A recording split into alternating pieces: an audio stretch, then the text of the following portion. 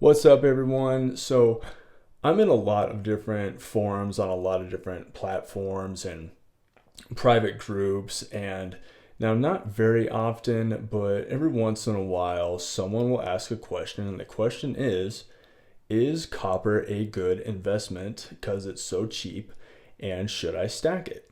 Now it's usually new people that are entering the stacking game. So today I'm going to give you my 3 reasons as to why I will never stack copper. Let's get to it. But there's a couple things I want to go over before we get into the video, and that is in no way am I trying to get you to like and subscribe to my channel. But on the other hand, if you have an unhealthy addiction to gold, silver, and numismatics like I do, you're in the right place. And as viewers, you don't get the recognition that you deserve. So I want to say thank you for taking the time out of your day to watch my content. It helps me out tremendously. With all that being said, let's roll it. So I bought a 1 pound or a 16-ounce copper bar for $22 so I could give you guys kind of a side by side visual representation next to gold. I'm not going to pull out 16 ounces of gold. And then silver at a 10-ounce bar. And then I got two 2-ounce maple leaves. So gold and silver go by troy ounces. So there's about roughly a little over 14 troy ounces in a pound. So just imagine that there's another half ounce on top of that silver right there. And I'll just get right into it with my first reason, and that's the space that copper takes up. Now, yes, silver also takes up a lot of space, but this 2-ounce silver coin right here is worth 3 times that copper bar. So what would you rather try and store away? See the size difference there? And if that wasn't a good enough comparison for you, today's spot price for gold was $2,351. Gold is still just cruising.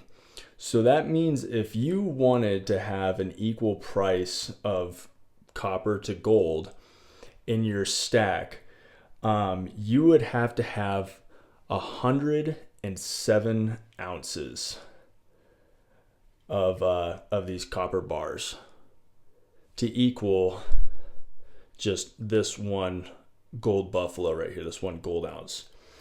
So if you wanted to equal today's gold spot price of 2,351, I would have to go buy another 106 of these.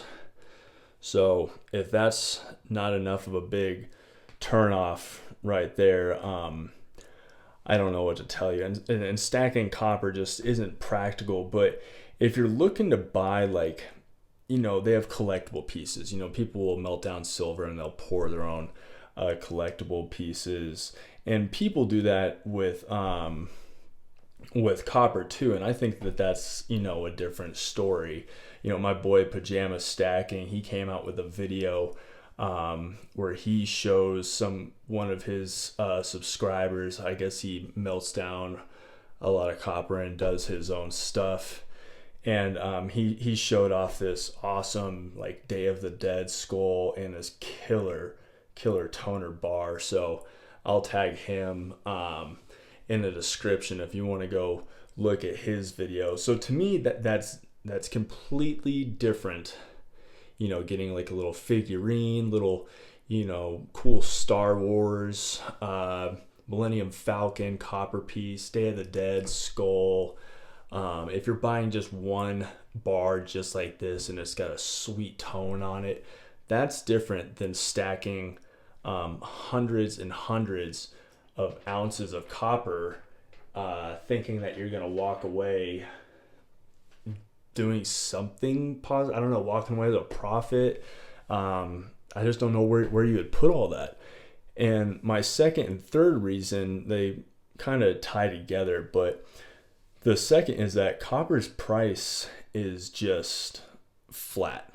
It just goes straight across the board. It may have a little tiny swing up or down here and there. It's not like volatile like silver where, you know, it skyrockets to where it's at right now, where it went to $28. And who knows, in a couple of months, it could be back down at $22. And it's not consistently slowly going up like gold does. You know, you have this tiny storage of wealth in this one piece. And like I said, you need 106 of these.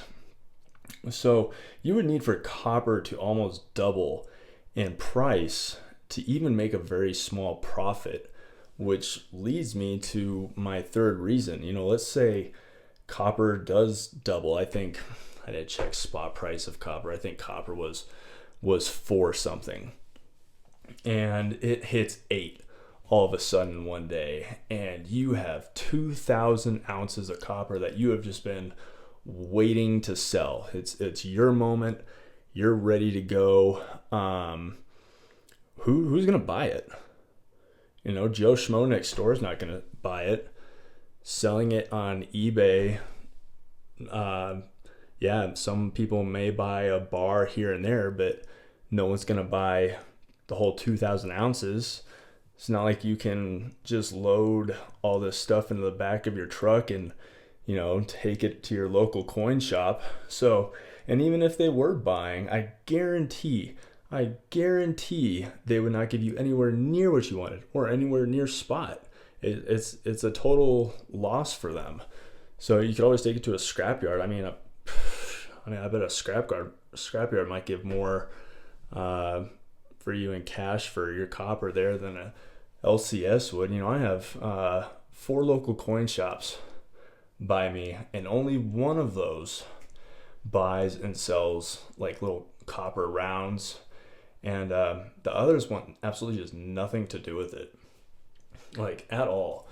So, and that one has a very, very small selection of copper rounds, and they're not even proud of it. So for me, it's something I'm gonna stay away from. I know in several of my videos I always preach diversification. You know, I believe in gold, I believe in silver. I believe that they both have an important role and a different role, but copper, I'm not talking about that much diversification.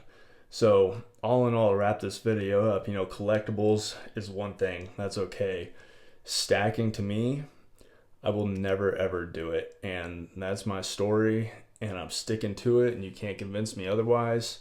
Hope this video gave you a little bit to think on, especially for those new guys out there. If you're looking to stack copper, do a lot of research before you dive into that and start splurging money on something that's going to be very, very difficult to get out of.